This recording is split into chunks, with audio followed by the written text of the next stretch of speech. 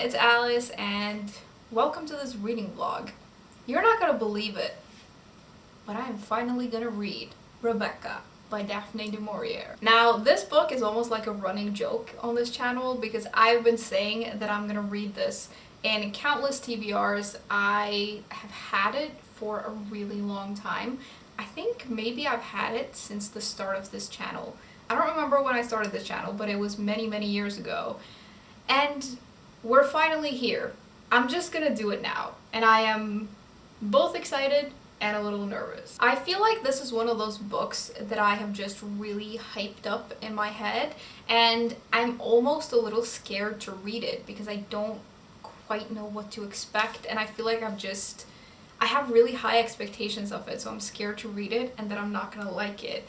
But I'm never gonna have any less expectations. I think the more time passes, the bigger my expectations are, so I really should just do it. And I just feel like it now. I feel like it's time. It's probably been time for a while, but I am gonna do it now. This won't be my first book by du Maurier. I have read one other book by her. I've read Jamaica In. And to be honest, having read that book makes me a little nervous to read this one because I had sort of mixed feelings about it.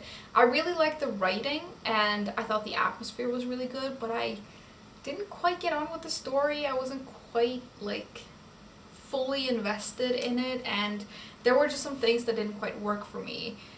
I hope everything's gonna work in this one though. I have a good feeling about it, but I also am a little scared.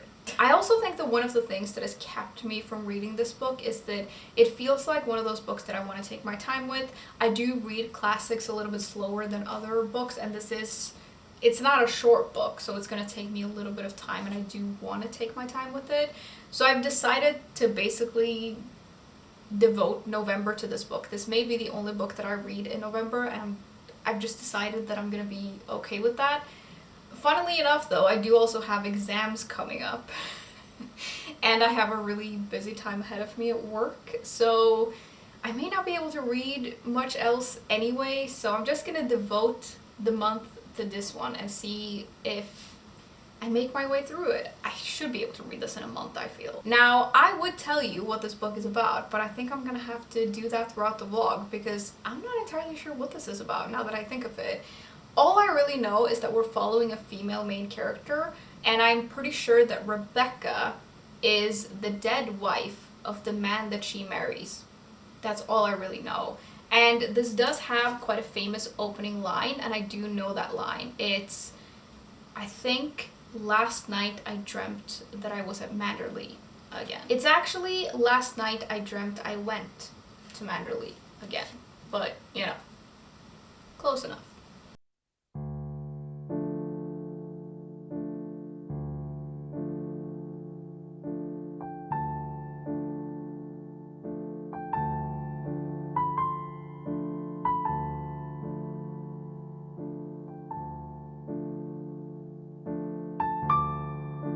So I'm now 70-ish pages into this. I'm on page 67, and we've gotten into the story a little bit, so I feel like I have a little bit more of a grasp of what the story is going to be like.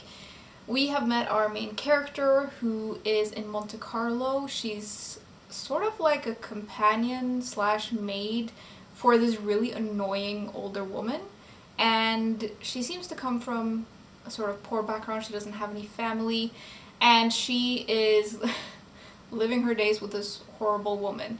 She's kind of quiet and a little shy and a little anxious, it seems like. This older woman that she's with is really nosy and curious, and not in like a cute way. She's very much in everybody's business and knows everything about everyone.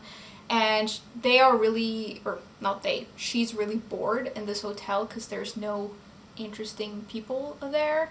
And then this guy shows up, Mr. De Winter, and this older woman is like, oh my god, you know, he's interesting. And so she sort of inserts himself into she basically forces him into a conversation with her.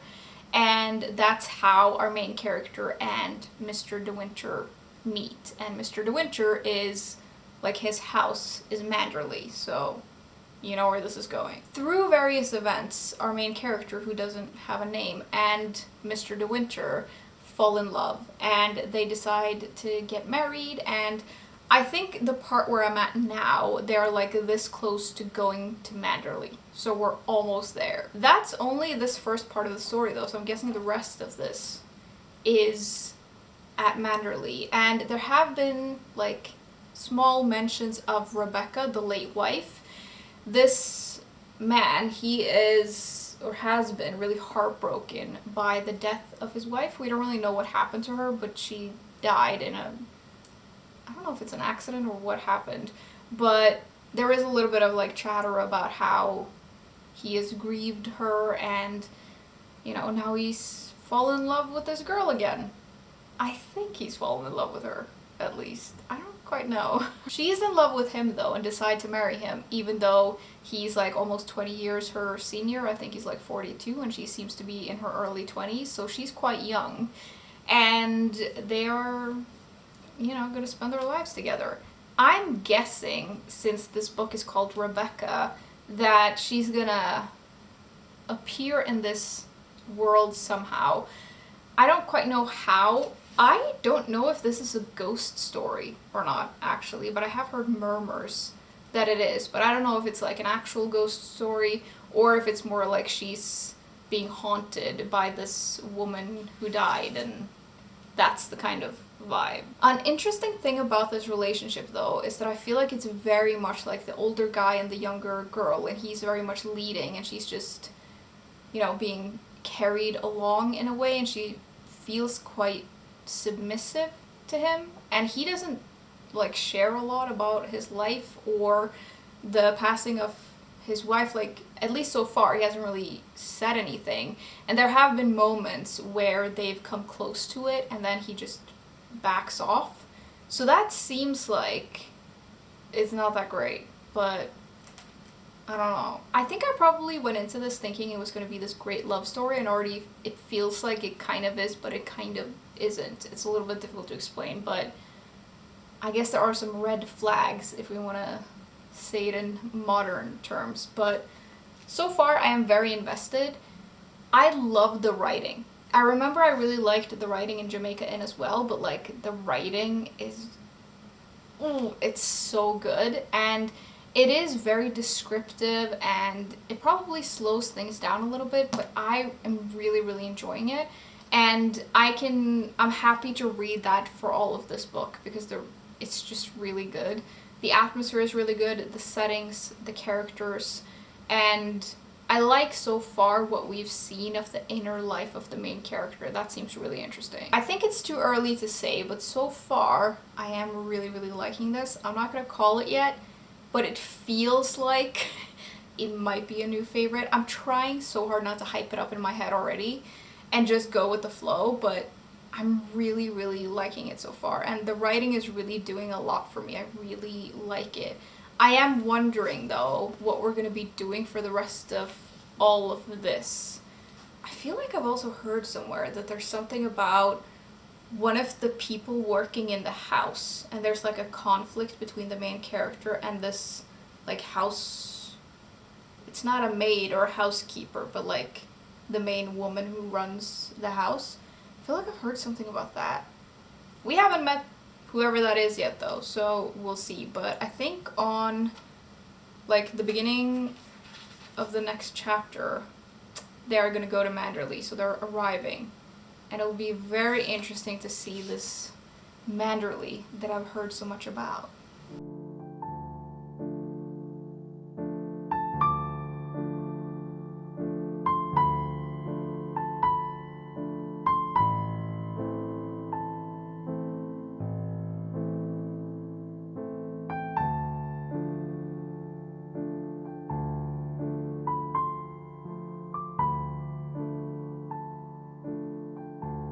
So it's been a little while, and I am making some good progress on this book. I am about halfway through, and I want to tell you all about it, But before we do that, I have a very exciting unboxing and I want to do that first. Now this is sponsored because I got these sent for free in return for a mention in a video, which I'm happy to do because this is one of my favorite brands, and if you're on this channel a lot, you'll know that I buy from them anyway, so I'm happy to get these for free. So I got this package. I'm gonna try not to dox myself, but these are candles from Midsummer Child. I don't entirely know what candles are in here because I was just like, you can send me whatever you want, because I've never gotten a candle from them that I don't like. I also love these little details. This is like a thing that I feel small businesses do. They do like little extra details, which I love, but I guess let's just open it up and see what's in here. So I don't know how well you can see this, but this is packaged beautifully, and there's a little card from Annie, who runs this company, and I do have a code for you, which it says right here. I will put it on the screen if you want to get some candles, and I'll put it in the description as well, but it's a lovely little note from Annie. We have a little card, candle safety, which is important, and then we have some tea. This is in every single package that I've ever gotten from this brand. There's always a bag of tea, which is just so cute. Let's actually open up the candles though. It looks like there's two. The box smells really good, which is a good sign. Let's open up the first one though, which is Dark Academia. See, this is why I wanted her to pick, because I feel like she would pick the perfect ones, and this is obviously perfect for me. Now, this is one of the reasons that I like this brand so much, is that it's very clear that like the owner of the brand is a bookish person, and she makes all of these like bookish and seasonal and like fantasy inspired things, and I just love it so much. Now, oh, this smells so good. The only problem with opening candles on camera is that you can't smell it, but this smells really good. It's a little like sweet, but it has like a little bit of musk to it. It says it's chocolate praline, caramel, and vanilla. I feel like I can smell that. It smells really good. This is obviously going to be perfect to burn when I'm reading. It's actually quite like a dark, cozy smell, I would say. Super happy with that. And then the next one. This one is, if I can get it out, Winter Library. This one I am pretty sure is from the winter collection, and we did talk about this one because I thought it sounded like it smelled really, really good, and a winter library is like perfect for this channel. I really like what it says on the label here. It says Winter Library, early morning candlelight, snow falling outside, the quiet sound of old pages turning, a fresh warm pain au chocolat on a napkin at the desk. That sounds perfect.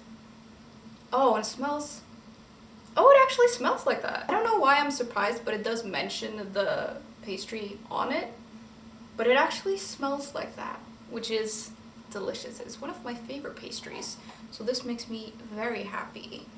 Maybe I'll have to make them someday soon, actually. Thank you so much to Annie from Midsummer Child for sending these to me. Very exciting PR package. I'm so happy. And I will leave a link to the website and everything you need down below. I'll leave a link to the code.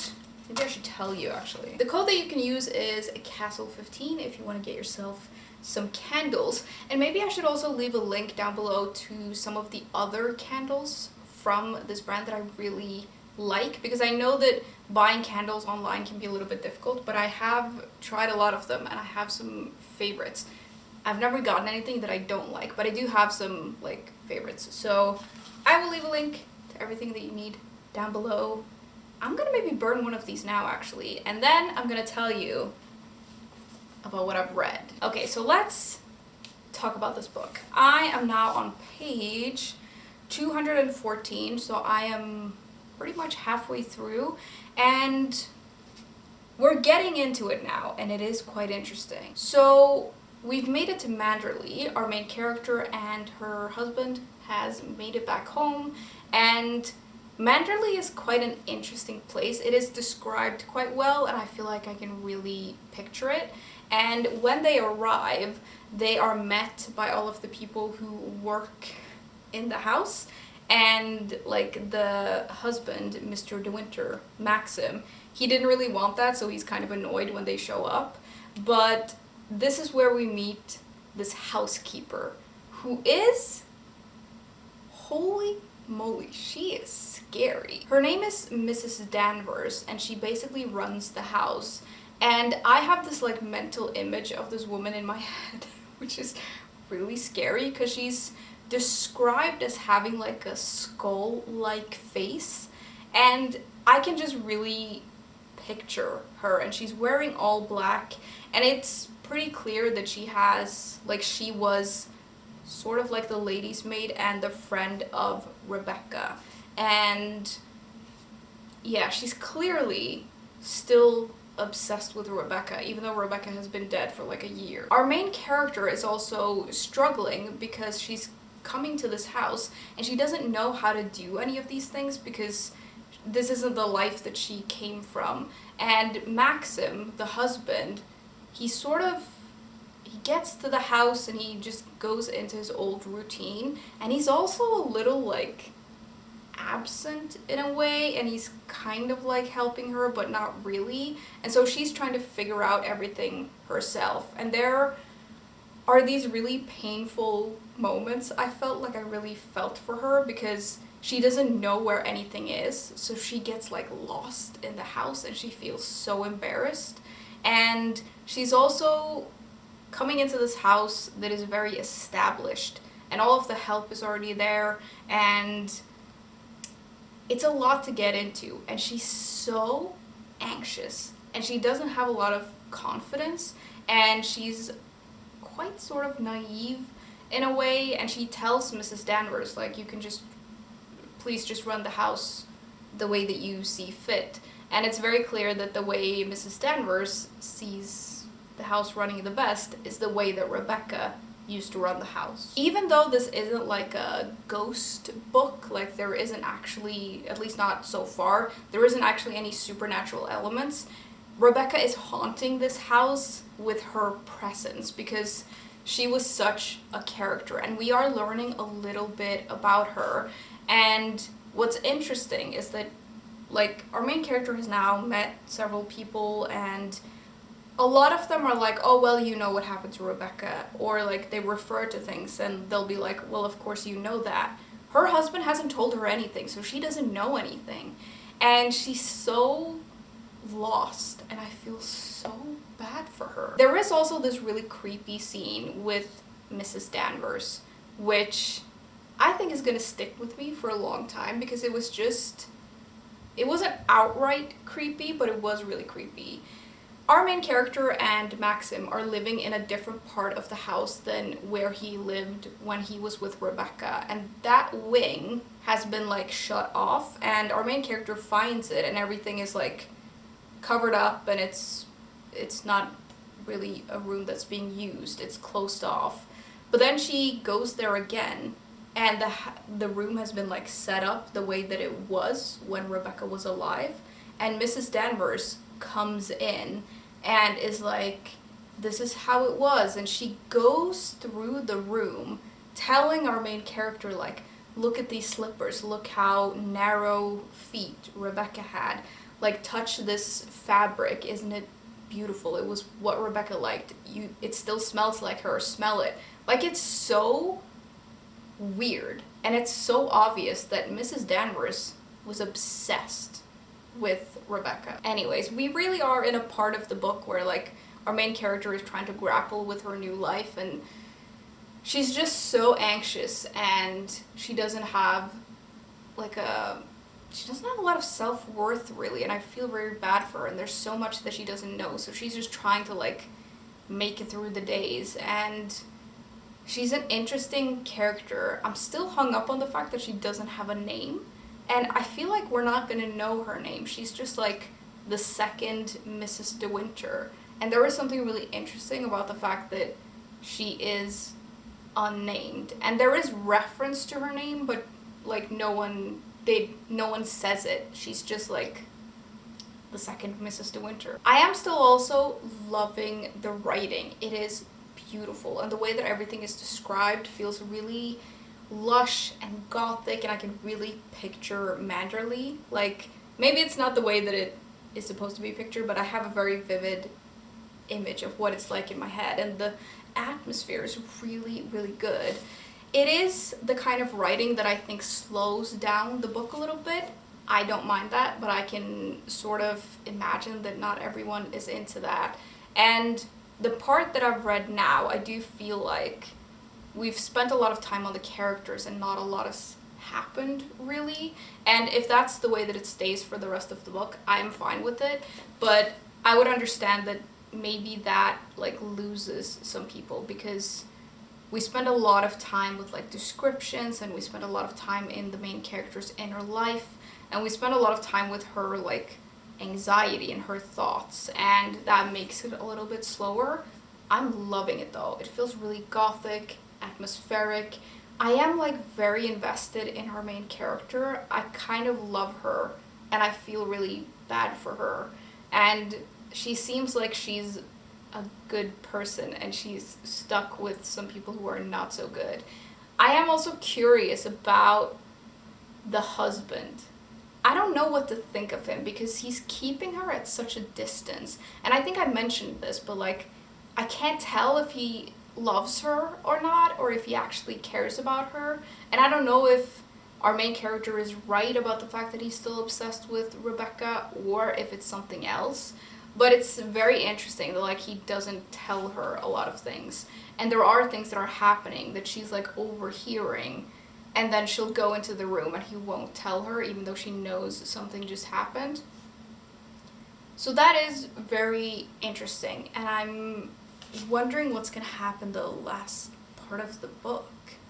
I don't know where this is gonna go, but I'm very intrigued. I do, again, feel like it's a little bit early to call it, but I am really, like, I'm loving this book. I'm enjoying it so much, and I am enjoying it quite a lot more than I enjoyed Jamaica in. I don't know why, I just think this is the kind of story that appeals more to me, and there's something about it that just feels really special. So, yeah.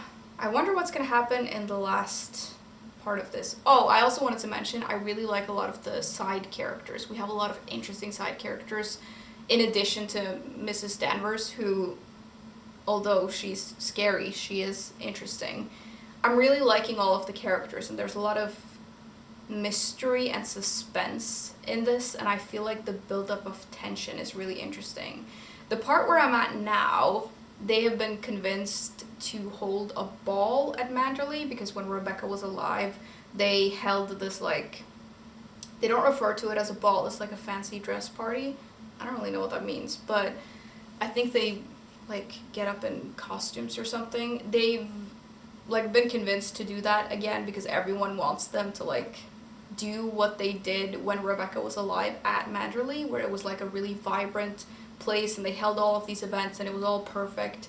And our main character doesn't know how to do any of it, so she just leaves it to Mrs. Danvers.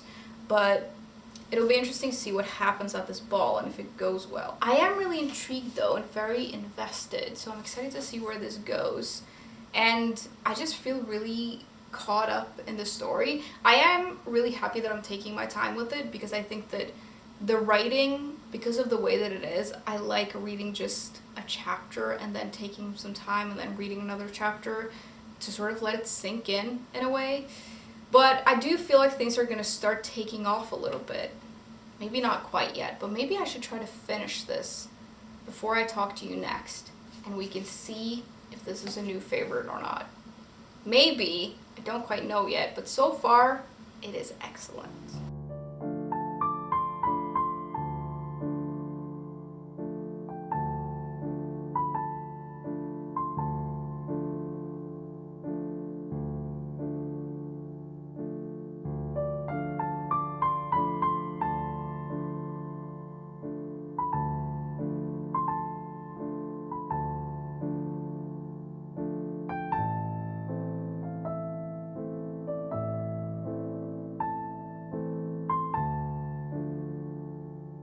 I did it!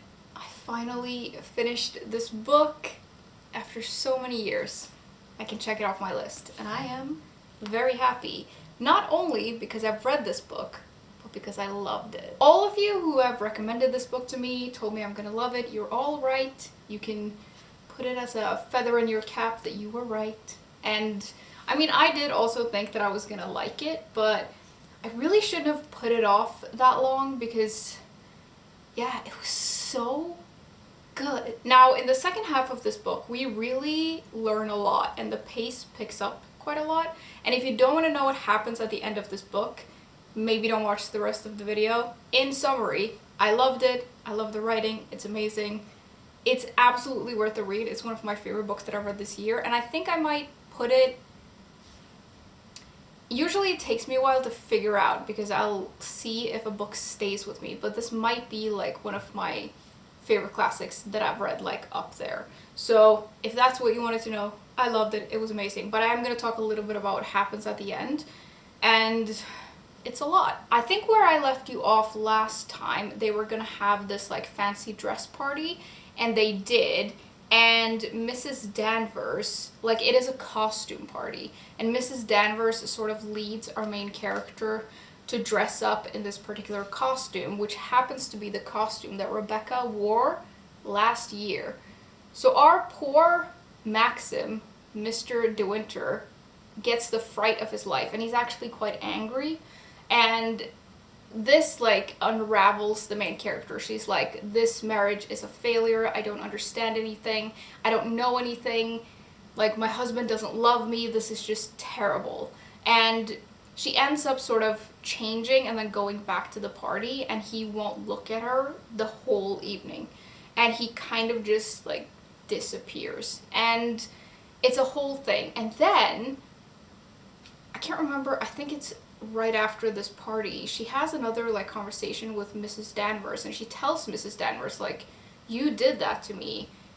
And Mrs. Danvers like is insane, and she tells her like, nobody wants you here, we loved Rebecca, we don't want you, you're trying to replace her.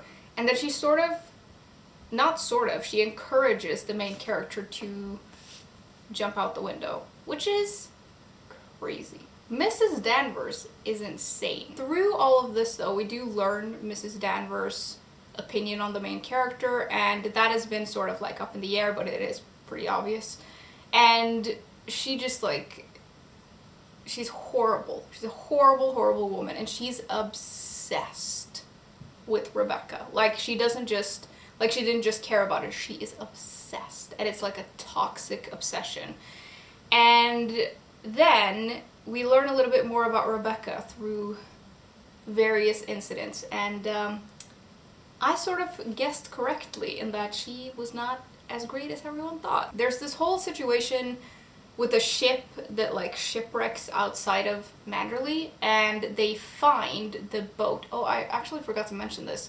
Rebecca drowned on a boat, and her body washed up a few months later, and Maxim identified her.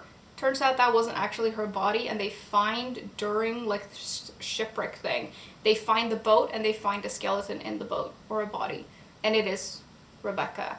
And it actually turns out that Maxim killed Rebecca. I did not see that coming at all. I don't know what I expected, and I'm impressed that I've never been able to catch that from anything I've ever heard or read about this book. But he has murdered her and then sent her out in the boat and sort of, I mean, not drowned in the boat, but the boat went down. And now that they found the body, they think that, you know, he tells his wife, and he's like, they're probably gonna catch me. And there's a whole thing around that, and in this, Maxim also tells the main character what their marriage was actually like.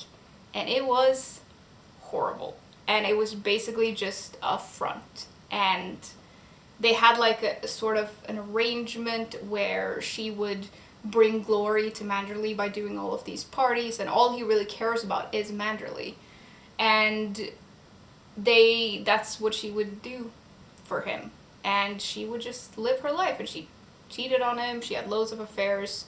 I think she had one with her cousin, which is all sorts of weird. And yeah, there is like a part where Mrs. Danvers also goes into this, and she just excuses everything that Rebecca ever did. So, crazy. I feel like it actually got quite exciting towards the end, and it got more fast-paced than I thought it was going to get. It is still, because of the writing, somewhat slow, Well, we had a lot of revelations at the end here, and there's a whole thing where, like, the reason that Maxim killed Rebecca is that she was like, you know what I'm gonna do? I'm gonna get pregnant with someone else, and then you can't prove that it's not your child, and I'm gonna raise this child at Manderley, and they're gonna inherit it, and you can't do anything. And so she sort of provoked him to kill her, because it turns out she was also sick, and she was gonna die. And there was so much stuff that happened in this book. But it was really good, and I didn't see really much of it coming, except the fact that I sort of realized that Rebecca probably wasn't that great. There is a whole thing where there's like a trial, sort of, or like a hearing, and Rebecca's death is deemed a suicide, even though some of the people involved sort of realized that that's not what's going on. And while they're at this hearing, like, our main character and Maxim finally come together, and he says, like, I love you, I just, like, didn't know how to talk to you, I didn't want to tell you this, blah, blah, blah. And it actually turns out to be quite a nice love story, I would say. It is still, like, super weird that he just kept her out of everything, and she's just like, it's fine, I love you. There are some things, but it ended up, like, good, and they're both good people, and they sort of win over the bad people. And Rebecca managed to do so much damage even after she died, like, it's crazy. Then at the very end, they're in London, and they are finally, like, together, and they end up, like, they hear something. I can't remember how they hear it. This is crazy. I just read this book, and I'm forgetting things already. This is just how my brain works. But they get word that Mrs. Danvers has disappeared from Manderley, and this gives Maxim this horrible feeling. So he races back, and they find Manderley in flames.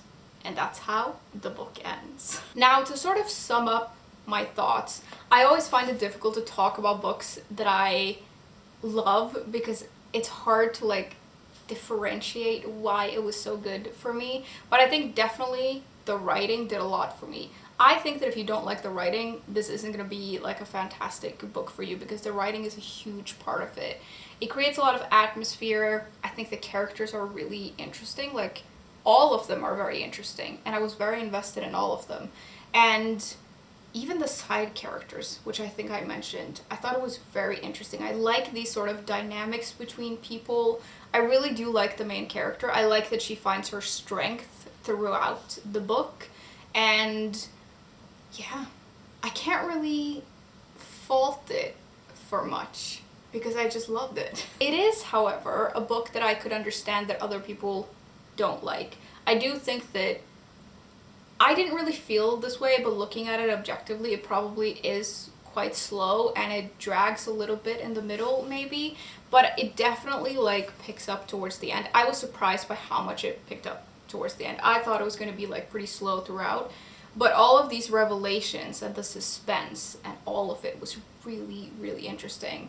The writing also creates this amazing gothic atmosphere, and even though it's not a ghost story, it does feel like Rebecca is just haunting everyone in this book. It is also a book that made me reflect and think. Like, throughout the book, when we learn all of these different things, it really made me think about and reflect around these relationships, and, like, the damage that's caused, and all of these relationships are just really, really interesting. And there's, like, a lot of layers to the different things, like, to the relationships, to the themes, and yeah, it was just so good. And even now, I'm like, there's so much to think about in this book. I will say I am glad that I read it the way that I read it. I really took my time with this. I've spent about 3 weeks reading this book, and I feel like that was a great way to go about it, because you sort of slowly but surely take everything in. I don't think this is a book that I could have read all in one sitting, because the atmosphere is almost, like, a little oppressive, and having some breaks from it to think a little bit was really nice for me, at least. I do think that probably depends on what kind of reader you are, but for me, I feel like, yeah, it was just so good. Now, because I don't necessarily think that this is a book that everyone would love, I'm trying to think of like what kind of reader to recommend it to. I think if you like Wuthering Heights, you might like this. Like, there is some similarities in a way. I think Wuthering Heights is really good, but it's like way more melodramatic than this one. But there is a lot of there is a lot of drama and there is a lot of inner turmoil in the main character, which I think you might like. I also think in part, maybe if you like the author Maggie O'Farrell, you would like Daphne du Maurier, because there is a lot of descriptions in the writing, and I think there are some similarities. It's giving me some of the same sort of vibe, I guess. I do also think if you like sort of suspense and mystery, it's not like a thrillery kind of mystery, and I wouldn't say that it's like a thrilling book. It's like a suspenseful kind of mystery and a very character-driven thing. Like, if you like those things, I think you might like this. I have heard some people say that this book is really fast-paced. I don't think that it is. I think it is towards the end of the book, but it's not like super fast-paced. I do think that it is a little bit slower, and I think that a lot of that is due to the way that it's written, which I love, but I can see that not everyone would. I think that's my review so far. I did just finish it, so maybe once I've let it simmer for a little bit, I'll have more thoughts, but overall I just loved it. And I will say, I did also really enjoy it. Sometimes I do read classics, and even though I don't always like fully enjoy the reading experience, they end up being 5-star reads because I just love the message, or I can see that it's really good. But with this one, I actually like looked forward to picking it back up, and I wanted to know what happened, and I was really invested. And I think it's both like a really well done book, but I also think it's quite enjoyable. At least it was for me. It's definitely a 5 out of 5-star read. It's one of my favorite books that I've read this year, and probably one of my favorite classics that I've read. It was so good, and it does make me want to read more by du Maurier. I mentioned that I've read Jamaica in, which I didn't love as much, and after that I was like, is this author for me? She is, for sure, and now I want to read more of her books, but I don't really know where to go after this, so if any of you have any recommendations, I would love to know, and then I can put them on my shelves and not read them for 8 years, and we can do all of this all over again. I think that's gonna be it for this video though. I don't know how coherent all of this is. I feel like I've been rambling a lot. I'm also like low-key a little stressed because like I have exams in 2 days, and I'm like, my brain is a little foggy, but I did love this, so that's the main takeaway from this.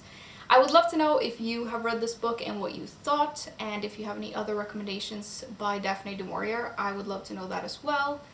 Hope you're all doing well. I hope you enjoyed this video. As always, thank you very much for hanging out with me today, and I will see you soon. Bye!